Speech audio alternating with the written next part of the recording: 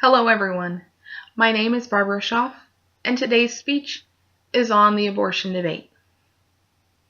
The right to life is one fundamental right that everybody has. The United States says that murder is a crime, and yet every day we allow innocent lives to be ended. The Supreme Court gave women this right in the monumental case of Roe v. Wade in 1973. The fact is, abortion is murder in the cruelest form. Let's take a quick look at a few statistics at when science tells us that life begins, the methods of abortion, and the effects of abortion on the women who choose to have them. The CDC reported more than 700,000 abortions in 2011. And of those, a mere 19% were done for medical reasons. According to the Guttmacher Institute, there are now more than 1 million abortions performed each year. And of those, 50% of these women have already had at least one pregnancy terminated. So when does life begin? This is one of the biggest questions in the abortion debate. Dr. Maureen Kondik gives us a scientific perspective to this question. She states that the human zygote exists at the moment the sperm and egg join together. She continues to add that the zygote has its own behavior, totally different from the sperm and egg separately, and that it is characteristic of a human organism. Therefore, contrary to those who say that there is no way to define when conception takes place, according to what Dr. Kondik tells us, science supports the fact that a zygote is a human organism and that this new life begins at a specific and well-defined moment of conception. This means that life begins at conception, and that conception happens the instant the sperm and egg unite. In addition to medication-induced abortions, such as the abortion pill RU486, there are three main types of surgical abortions available to women.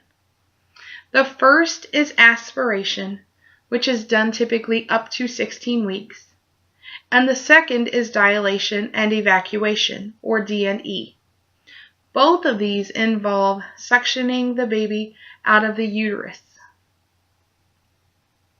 The third type is dilation and extraction, which is also known as partial birth abortion, and includes removing the brain matter from the baby's head so that the whole body can be removed from the womb.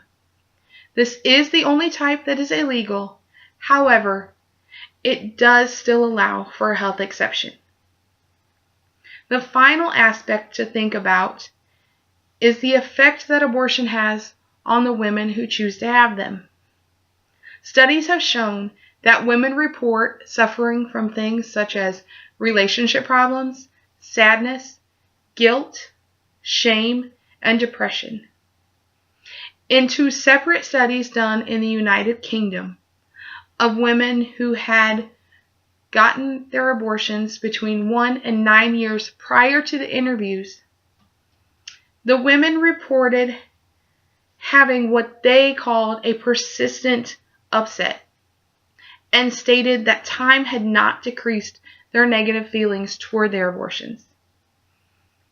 The women also said that even years afterward, they were still upset and depressed, that they were distrustful, and that they had negative self-images.